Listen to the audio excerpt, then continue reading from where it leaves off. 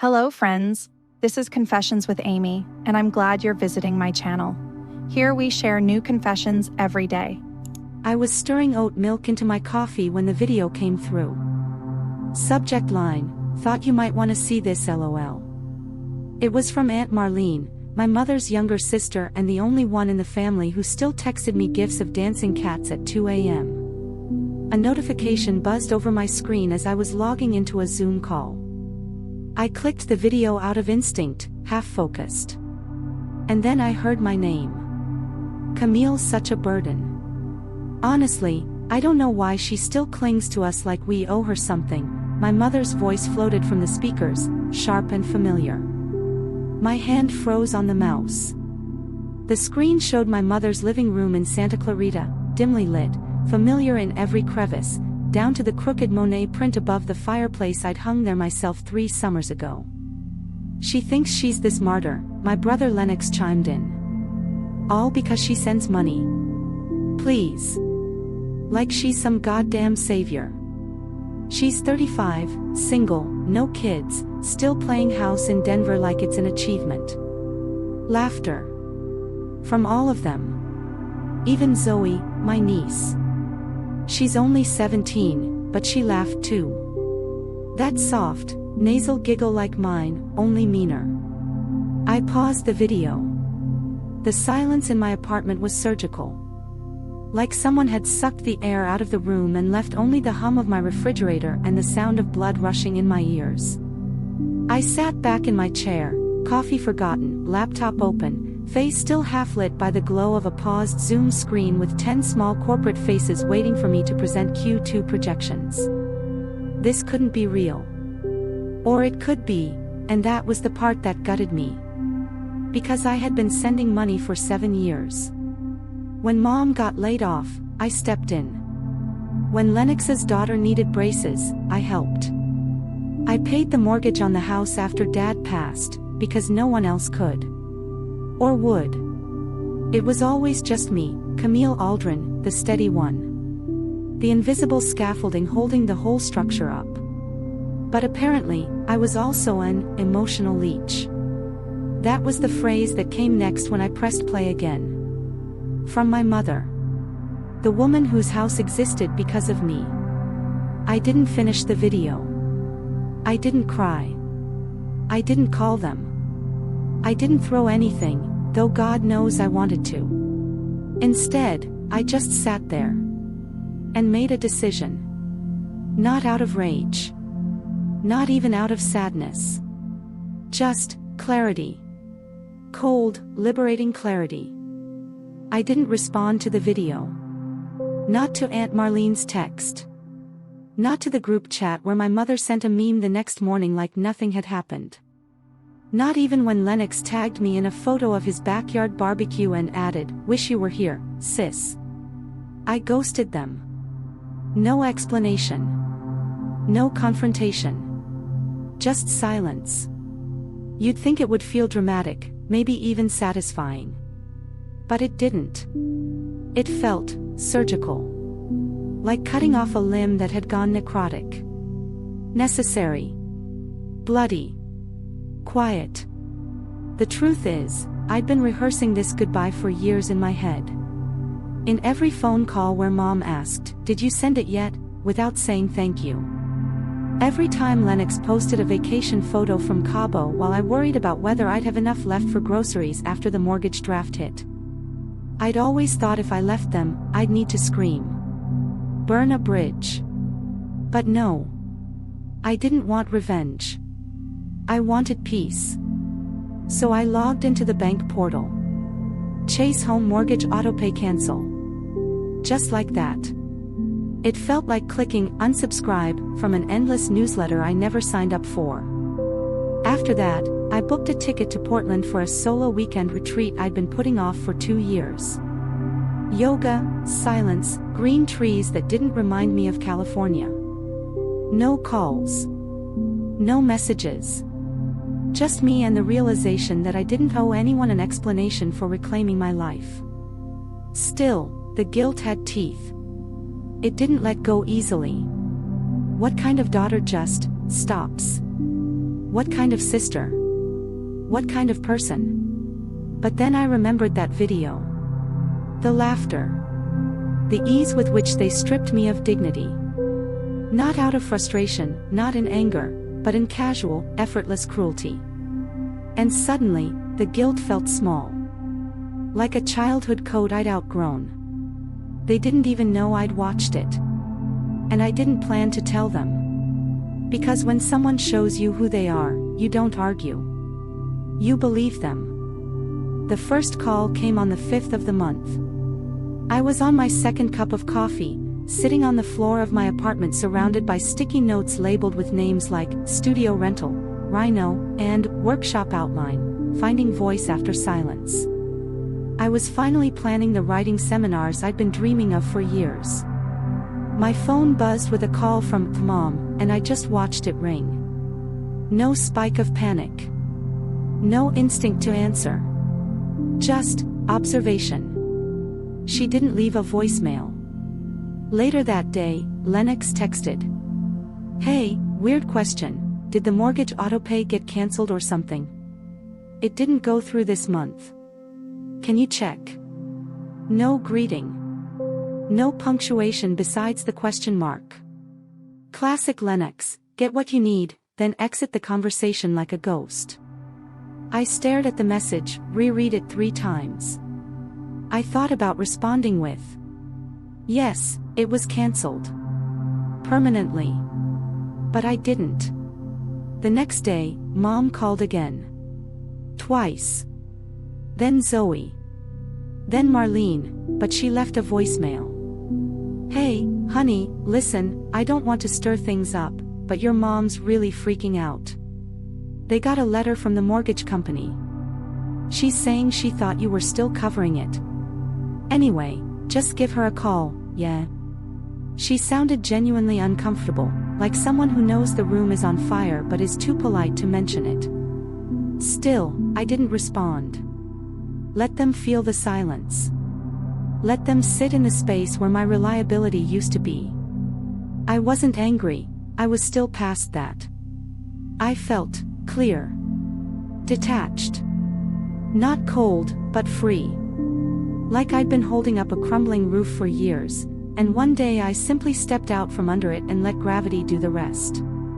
It took them a week to really panic. By the 12th, I had 3 voicemails from Lennox, all variants of, "Camille, this is serious. Mom could lose the house.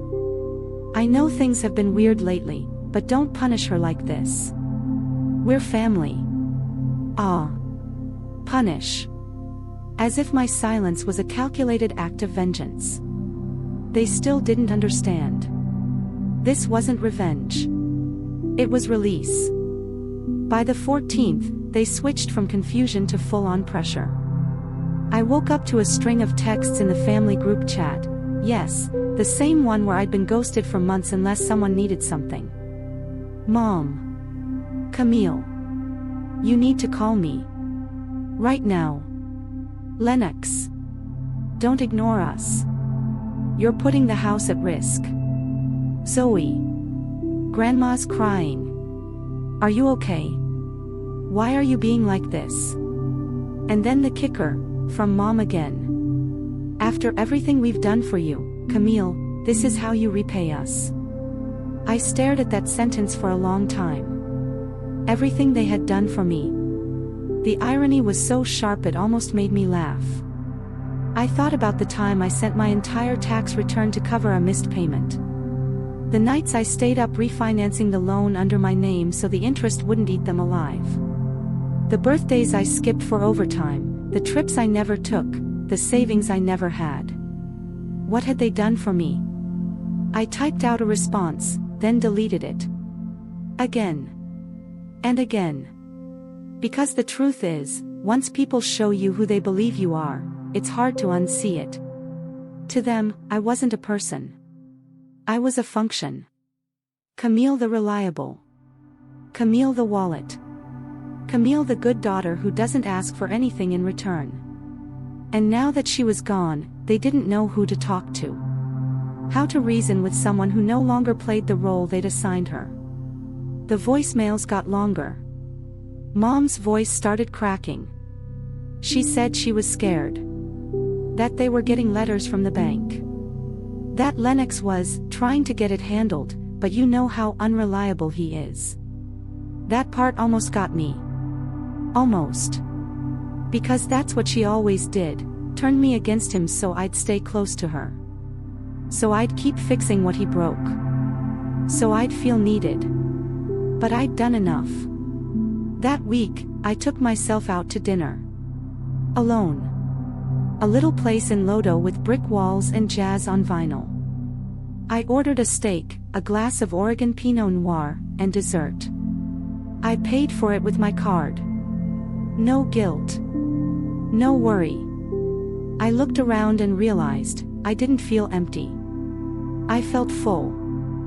Full of my own life, for the first time. On the 18th, the first foreclosure warning arrived.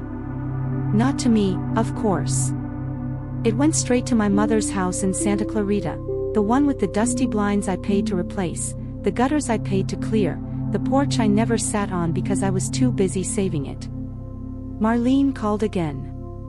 Camille, listen. I'm not saying what they said was okay, alright. I think they were out of line. But this is serious now.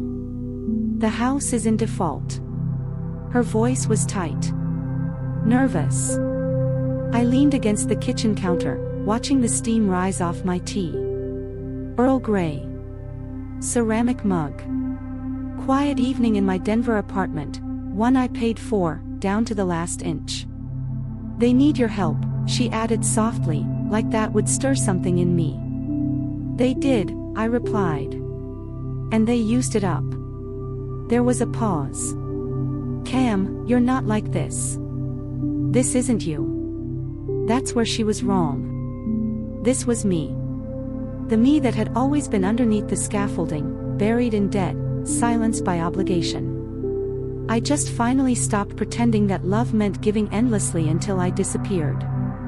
After we hung up, I pulled out my notebook, the one I kept for plans I never used to let myself dream about.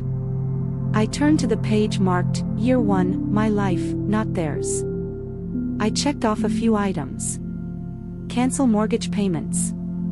Go silent. Start writing course outline. Then I added a new one. Look at studio spaces. Because I wasn't just surviving anymore. I was building. No one had ever let me imagine a future outside of them. But now that the silence had grown roots, I had time. Energy.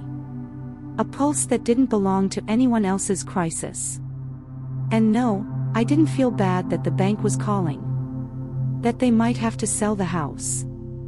That my brother was struggling to figure it out without me. Consequences aren't cruelty. They're just the end of a system that never should have existed in the first place. The next message wasn't a plea. It was a demand. From Lennox. This is getting out of hand. You can't just disappear and leave us to deal with your mess. You signed those papers. You're responsible. My mess. My mess. I sat on my balcony, Denver air dry and cool, city lights blinking in the dusk. I reread his words and felt something unexpected, relief. He'd said the quiet part out loud. Not, we miss you, or, we're sorry. Just raw entitlement. To my labor. To my credit score. To my life. I didn't answer. The next day, a certified letter arrived at my door, forwarded from my old address, the one I used to list as temporary, because I'd been so sure I'd move back home once they were back on their feet. Inside, a formal notice from the mortgage lender. They'd reached out to all listed contacts. The balance was overdue. Legal proceedings pending. I poured myself a glass of wine and reread it, not out of fear, but finality. My name was still there, yes, but I knew what came next. I had spoken to a lawyer weeks ago. I had options. Clean exits. I had a plan. But more than that, I had distance. Lennox texted again. I told Mom what you did. She's devastated. She says she doesn't even recognize you anymore. I didn't reply. Because she was right. She didn't recognize me. Not this version, the one with boundaries, with backbone. The one who didn't answer guilt with obedience. She'd raised a daughter who bent so far she forgot she had bones. Now, here I was, unbent. Whole. Later that evening, I opened the Notes app on my phone and typed. Guilt is a mirror, it shows you who you were taught to be. But it doesn't have to define who you become. I'd say it in my workshop one day. To a room full of women who needed to hear it as much as I did. On the 25th, the house went into pre-foreclosure. I found out through a Google alert I'd set up months ago, back when I still wanted to protect them from themselves. The listing popped up with that bland real estate language. Charming fixer-upper with strong bones. Motivated seller. Strong bones. That was ironic. Lennox tried one last time. He called at 11:42 p.m., like he used to in college when he got into trouble. This time, I let it ring once, then answered. Silence on the line for 3 seconds. Then. You're really letting it happen? I didn't answer. I mean, I knew you were pulling away, but this? You're letting Mom lose the house. The place we grew up in. I stayed still. Calm. She said you used to be kind. She said you used to care. I used to be afraid, I said. My voice was steady. Not hard, not cruel. Just, settled. Camille, he said, suddenly soft, like if he said my name enough times I'd shape-shift back into the girl who cleaned up his credit card messes. You're better than this. No, I said. I'm just not worse than you anymore. He didn't know what to do with that. No one ever does when the woman who held the weight finally puts it down. He hung up. And just like that, the house, their shrine to dependency, expectation, entitlement, began its slow unraveling. The next day, I signed the lease on my new creative studio. Just 12 blocks from my apartment. Exposed brick. Skylights. Enough space for 20 chairs and a coffee station. Camille Aldrin, writing retreats and story recovery. The sign hadn't been made yet, but I could already see it. No one congratulated me. No one asked how I did it, or what it cost. But I celebrated anyway.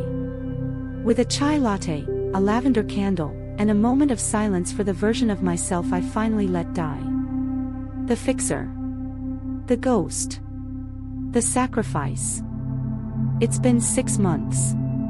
The house is gone. Sold below market value to a young couple from Austin. They're planning to gut the kitchen and turn Zoe's old bedroom into a nursery. My mother now lives in a rented condo in Palmdale. Lennox moved in with a friend. Zoe posts cryptic Instagram stories about people who abandon their family while holding pumpkin lattes in parking garages. No one calls me anymore. And that silence. It's sacred. My studio is open. My first workshop, Unlearning Survival, Writing Through Self-Reclamation, sold out in 4 days. 15 women came. All of them had stories that started the same way mine did. I thought being good meant disappearing. We wrote. We cried. We laughed so hard on day 2 that I ordered extra croissants and extended the session an hour just so no one had to leave yet. After the final day, one woman hugged me and whispered, "You saved me from going back." I wanted to tell her. No, you saved yourself. I just lit the exit sign. Sometimes I think about calling my mom. About explaining. But then I remember, the Camille they knew would have called. Would have justified. Would have apologized for breaking under the weight they handed her. And I'm not her anymore. I didn't burn the bridge. I just built a home on the other side of the river. Where it's quiet. Where it's mine. Where love doesn't feel like debt. And I'm happy. Not Instagram happy. Not performative happy. Just deeply, profoundly okay. And that's more than enough.